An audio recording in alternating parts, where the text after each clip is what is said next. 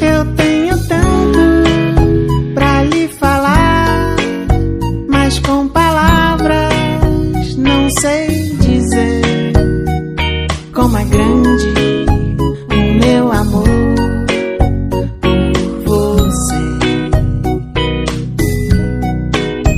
E não há nada pra comparar. Olá, bom dia. Como é que vocês estão, meus amores? Então vamos começar a nossa aula hoje, ok? Vamos começar com história, página 83, e o assunto é sobre as regências. O que é que eu quero que vocês façam? Me acompanhem aí na leitura, vão ler junto comigo sobre as regências para a gente entender um pouco, tá bom? Então vamos lá. Após abdicar ao trono e voltar para Portugal, Dom Pedro I deixou seu filho, Dom Pedro II, para governar o país. Mas, como uma criança de 5 anos de idade poderia governar o império? Dessa forma, até que Dom Pedro II atingisse a maioridade,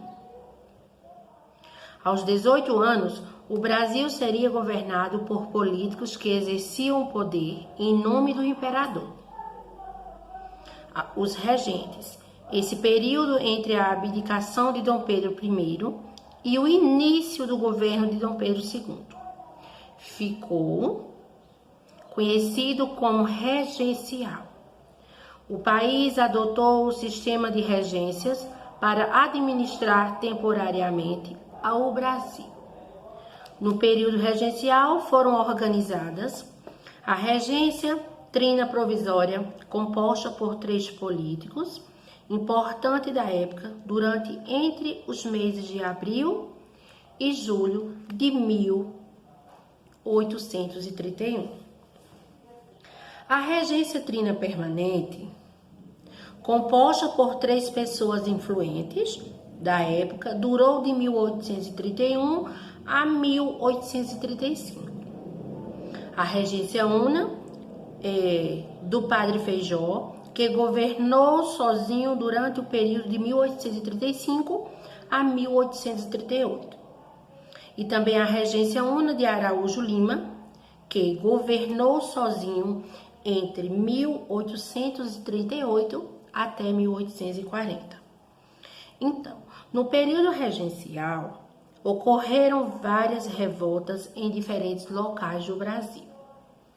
Muitas províncias não reconheciam o poder dos regentes. As dificuldades econômicas e a não aceitação do presidente escolhido pelos regentes para governar as províncias foram os fatores que geraram as seguintes revoltas. Aí vamos dar continuidade na página 84, certo? Tem a Guerra dos Farrapos ou Farroupilha. Iniciou-se em 1835, província do Rio Grande do Sul, terminou em 1845, com um acordo entre os gaúchos e o governo imperial. Cabanagem.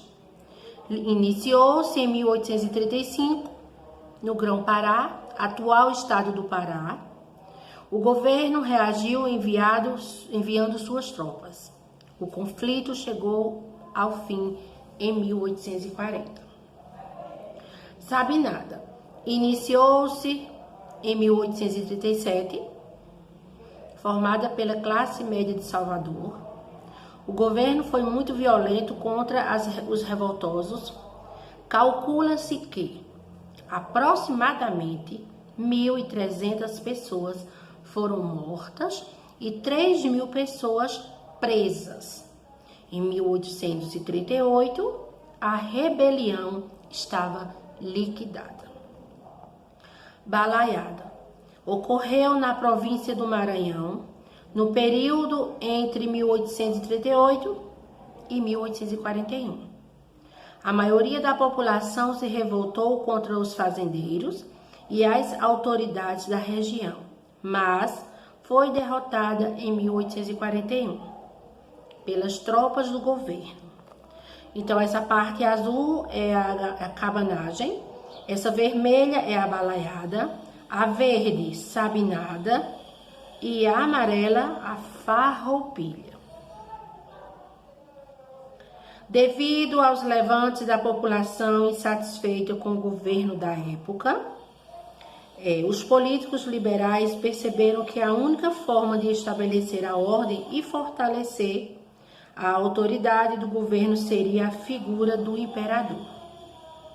Assim, Dom Pedro II tornou-se imperador do Brasil aos 14 anos. Em 24 de julho de 1840, em uma manobra conhecida como golpe de maioridade. Esse governo foi denominado Segundo Reinado e durou até a proclamação da República em 15 de novembro de 1889. Então, minha gente, na página 84 temos o início do exercício, a página 85, certo? E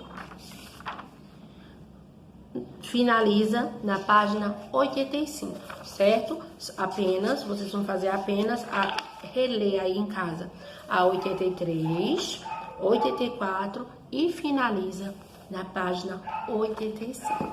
Então, por hoje nossa aula de história finaliza, tá? Quero dizer para vocês que por hoje é o suficiente. Amanhã, se Deus quiser, estaremos aqui de volta, tá? Um beijo para todos vocês. Tchau!